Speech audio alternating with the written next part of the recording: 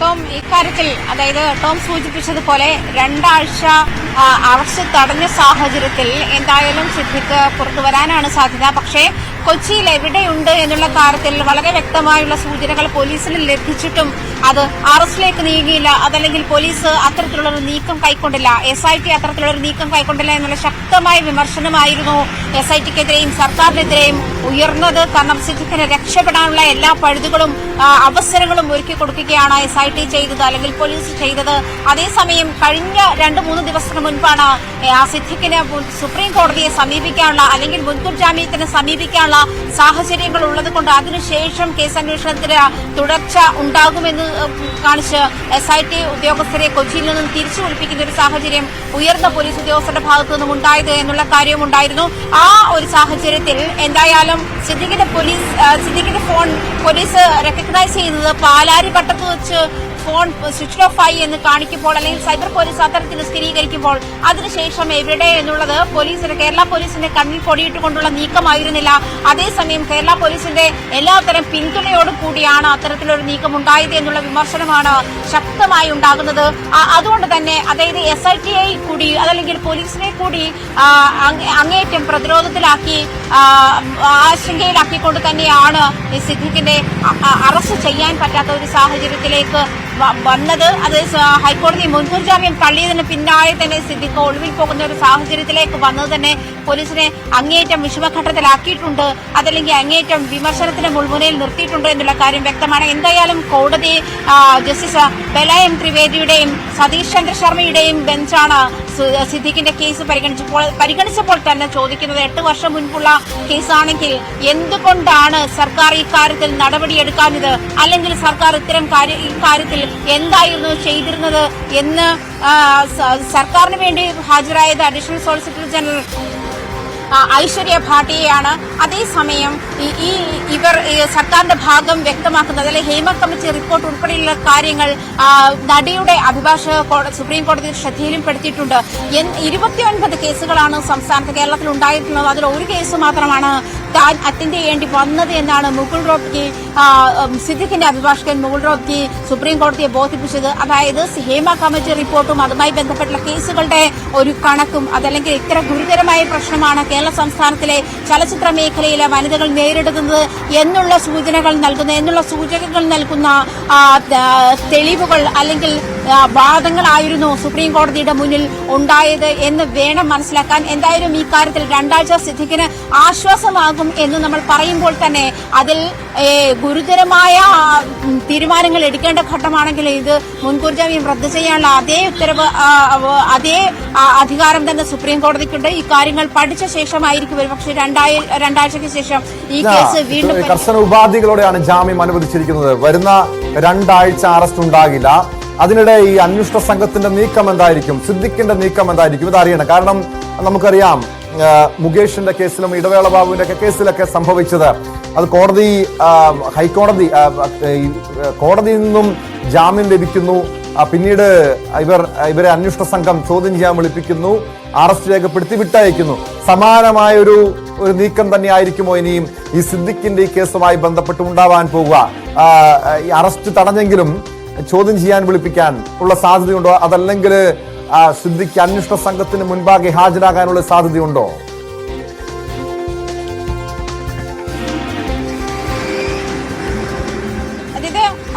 Notice issue ചെയ്യുന്ന സമയത്ത് in the meantime there shall be not arrest of the petitioner or conditions of the by trial court and subject to him joining the investigation എന്നാണ് പറഞ്ഞിരിക്കുന്നത്. അതായത് trial കോർട്ടിന് മുന്നിൽ നടപടികൾക്ക് കൃത്യമായി ഹാജരാകണം, trial court നിർദ്ദേശിക്കുന്ന ഉപാധികളോടെ ജാമ്യത്തിൽ പോവുക എന്നാണ് സുപ്രീം കോടതിയുടെ നിർദ്ദേശം.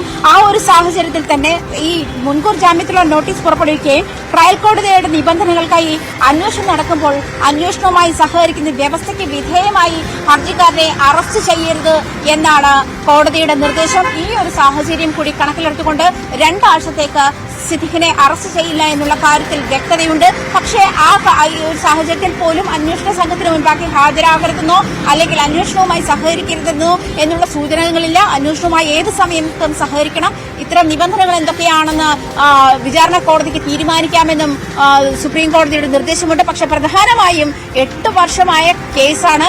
ഇത്ര കാലതാമസം എന്താണ് എന്നുള്ള കാര്യം അത് ഒരു സർക്കാരിന്റെ വീഴ്ചയായി ചൂണ്ടിക്കാട്ടി തന്നെയാണ് ഈ മുൻകൂർ ജാമ്യം അനുവദിക്കുന്ന ഒരു സാഹചര്യത്തിലേക്ക് സുപ്രീം കോടതി കടന്നത് എന്നാണ് മനസ്സിലാക്കാൻ കഴിയുന്നത്.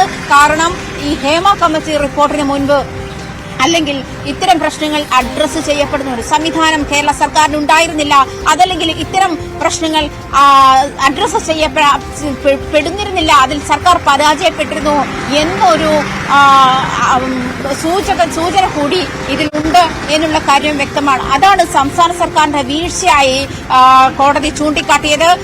മാത്രമല്ല സംസ്ഥാന സർക്കാരിന് വേണ്ടി അഡീഷണൽ സോളിസിറ്റർ ഐശ്വര്യ ഭാട്ടിയെ ഹാജരാക്കുമ്പോഴും അവരോട് കൃത്യമായി ചോദിക്കുന്നതും എന്താണ് നിങ്ങൾ ഇത്ര കാലത്തിനുള്ളിൽ ചെയ്തത്, അതല്ലെങ്കിൽ 8 വർഷത്തിനുള്ളിൽ ഈ കേസിൽ എന്ത് നടപടിയാണ് നിങ്ങൾ എടുത്തത് എന്ന് സുപ്രീം കോടതി ആരായുന്ന സാഹചര്യവും അത് തന്നെ സിദ്ദിഖിന് മുൻകൂർ ജാമ്യം നൽകുന്നതിനുള്ള സാഹചര്യത്തിലേക്ക് വഴിതെളിക്കുകയും ചെയ്തു എന്നാണ് മനസ്സിലാക്കാൻ കഴിയുന്നത് കേട്ടോ. വ്യക്തമാണ്. ആജ്ഞ തുടരുക. സുവി വിശ്വനാഥിലേക്ക് വീണ്ടും. സുവി, 2 ആഴ്ചയ്ക്ക് ശേഷമാണ് ഇനി കേസ് പരിഗണിക്കുക. അതുവരെ അറസ്റ്റ് ഉണ്ടാകില്ല. ഈ 2 ആഴ്ചയ്ക്ക് ശേഷം കേസ് പരിഗണിക്കുമ്പോൾ അവിടെ സർക്കാരിന്റെ ഉൾപ്പെടെ നിലപാട് നിർണായകമായിരിക്കും. പ്രത്യേകിച്ചും ഈ അറസ്റ്റ് ഈ മുൻകൂർ ജാമ്യം നൽകരുതെന്ന് ആവശ്യപ്പെട്ടുകൊണ്ട് തടസ്സ ഹർജി നൽകിയിരുന്നു. സർക്കാരും തടസ്സ ഹർജി നൽകിയിരുന്നു, അതിജീവിതയും നൽകിയിരുന്നു. 2 ആഴ്ചയ്ക്ക് ശേഷം എന്തൊക്കെ കാര്യങ്ങളായിരിക്കും അന്ന് സുപ്രീം കോടതി പരിഗണിക്കുക? അവിടെ എന്തെങ്കിലും നിർദ്ദേശം പോലീസിനോ അതല്ലെങ്കിൽ സർക്കാരിനോ നൽകിയിട്ടുണ്ടോ? സുവി, ടോം, നമുക്ക് ഈ സാഹചര്യത്തിൽ പറയേണ്ടത് ഈ സുപ്രീം കോടതിയിൽ ഈ ബലാത്സംഗ കേസുമായി ബന്ധപ്പെട്ട് ഒരു നിയമ പോരാട്ടത്തിന് കളം തെളിയുന്നു എന്ന് തന്നെയാണ് നമുക്ക് ഇതിൽ നിന്ന് മനസ്സിലാക്കാൻ സാധിക്കുന്നത്. ഈ സിദ്ദിഖ് മുൻകൂർ ജാമ്യാപേക്ഷ തേടി സുപ്രീം കോടതിയിൽ പോയ സാഹചര്യത്തിൽ തന്നെ സർക്കാർ തടസ്സ ഹർജി നൽകിയിരുന്നു. അതിജീവിതയും തടസ്സ ഹർജി നൽകിയിരുന്നു. ഒപ്പം അതിജീവിതയ്ക്ക് ഈ പ്രത്യേക അന്വേഷണ സംഘത്തിൽ ഒരു വിശ്വാസക്കുറവ് കൂടി ഉണ്ടായിരുന്നു. ഈ കാര്യങ്ങളെല്ലാം തന്നെ ചൂണ്ടിക്കാട്ടപ്പെട്ട ഒരു സാഹചര്യം ഉണ്ടായിരുന്നു. ഇത്തവണ ഈ പരാതി നൽകാനുണ്ടായ കാലതാമസം മാത്രമാണ് എന്ന് പറയുമ്പോൾ ബാക്കി കാര്യങ്ങളൊന്നും തന്നെ കോടതി പരിഗണിച്ചിട്ടില്ല. സ്വാഭാവികമായും ഇപ്പോൾ ലഭിച്ചിരിക്കുന്ന ഒരു സ്റ്റേ അല്ലെങ്കിൽ ഇടക്കാലത്തേക്ക് ഈ അറസ്റ്റ് ചെയ്യരുത് എന്ന കാര്യത്തിൽ ഒരു മുന്നോട്ട് സർക്കാർ പോകാനുള്ള ഒരു സാധ്യതയുണ്ട്. അതായത് അടുത്ത ബെഞ്ചിലേക്ക് പോകാനുള്ള ഒരു സാധ്യതയുണ്ട് എന്നാണ് മനസ്സിലാക്കാൻ സാധിക്കുന്നത്. കാരണം ഗൗരവമേറിയ ഒരു കേസാണ്. പോക്സോ വകുപ്പുകൾ ഉൾപ്പെടെയുള്ള വകുപ്പുകൾ ഈ സിദ്ദിഖിനെതിരെ ഉന്നയിക്കപ്പെട്ട സാഹചര്യമുണ്ട്. അതുകൊണ്ട് തന്നെ സർക്കാർ ഇതിന് മുകളിലേക്ക് പോകാനുള്ള ഒരു സാധ്യതയുണ്ട് എന്നാണ് മനസ്സിലാക്കാൻ സാധിക്കുന്നത്. തടസ്സ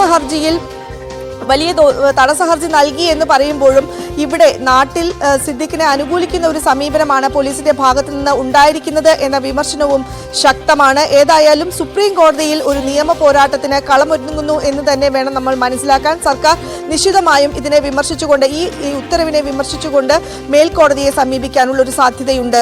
ടോം,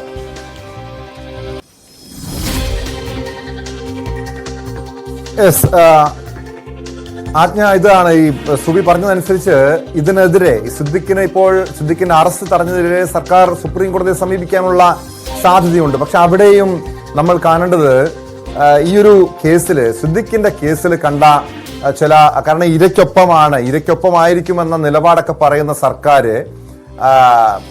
സ്ത്രീ സുരക്ഷ പറയുന്ന സർക്കാർ ഇവിടെയും ഇരയ്ക്ക് അനുകൂലമായി നിലപാട് സ്വീകരിക്കാതെ വേട്ടക്കാർ അനുകൂലമായി നിലപാട് സ്വീകരിക്കുന്നു. കഴിഞ്ഞ ഒരാഴ്ചയിലധികമായി സിദ്ദിഖിനെ സംരക്ഷിച്ചത് പോലീസ് തന്നെയാണ് എന്ന കാര്യത്തിൽ യാതൊരു സംശയവുമില്ല. കാരണം സിദ്ദിഖ് എവിടെ ഉണ്ടെന്ന കൃത്യമായ സൂചനയുണ്ട്. കേരളം വിട്ടിട്ടില്ല. ഹൈക്കോടതി സിദ്ദിഖിന്റെ മുൻകൂർ ജാമ്യാപേക്ഷ തള്ളിയതിന് തൊട്ടു പിന്നാലെ വേണമെങ്കിൽ അറസ്റ്റ് ചെയ്യാമായിരുന്നു. അവിടെ പോലും സിദ്ദിഖ് എവിടെയുണ്ട് എന്ന നിരീക്ഷിക്കാൻ പോലും പോലീസ് തയ്യാറായില്ല. അങ്ങനെ ഗുരുതരമായിട്ടുള്ള പല ആക്ഷേപങ്ങളും ഉയരുന്നുണ്ടല്ലോ. ഒരു പരിധിവരെ അതൊക്കെ വസ്തുതയല്ലേ? പോലീസിന്റെ ഭാഗത്തുനിന്നുള്ള അനാസ്ഥയല്ലേ, വീഴ്ചയല്ലേ, ബോധപൂർവമായിട്ടുള്ള വീഴ്ചയല്ലേ സിദ്ദിഖിനെ കഴിഞ്ഞ ഒരാഴ്ചയെ അറസ്റ്റ് ചെയ്യാൻ കഴിയാതിരുന്നത്?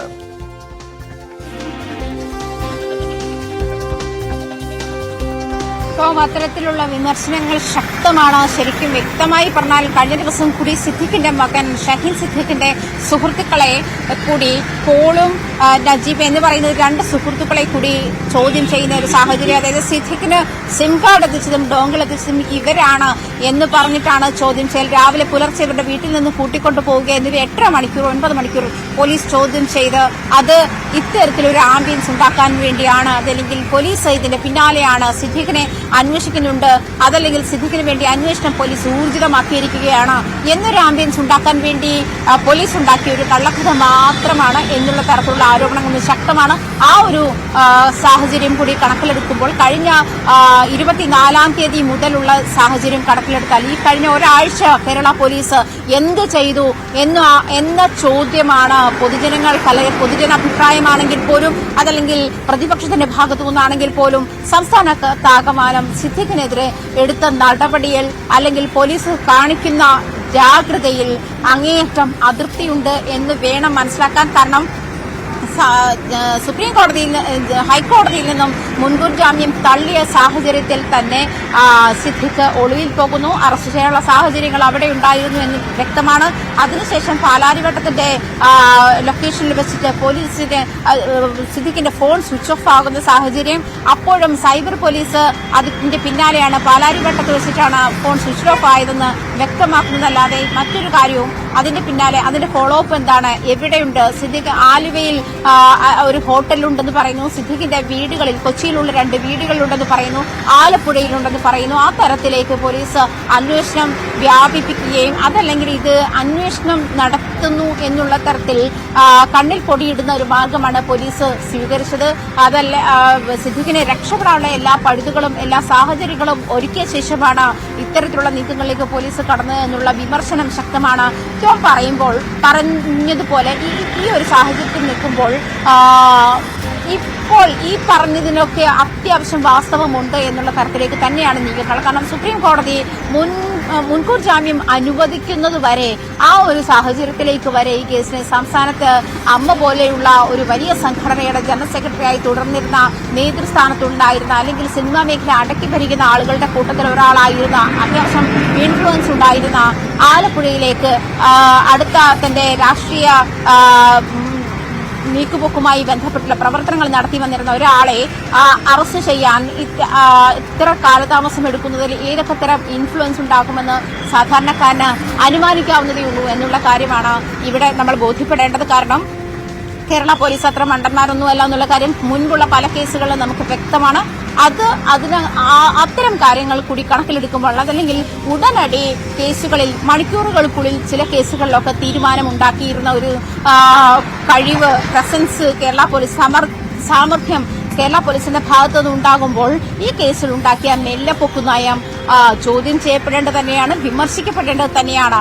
ആ ഒരു സാഹചര്യം തന്നെയാണ് പൊതുസമൂഹം പോലീസിന് നേരെ ഉയർത്തുന്നത്. എന്താണ് ഈ ഒരാഴ്ച സമയം സിദ്ദിഖ് ഒരു കൊടും ക്രിമിനലൊന്നുമായി സമൂഹത്തിൽ വാണിരുന്ന ആളൊന്നുമായിരുന്നില്ല.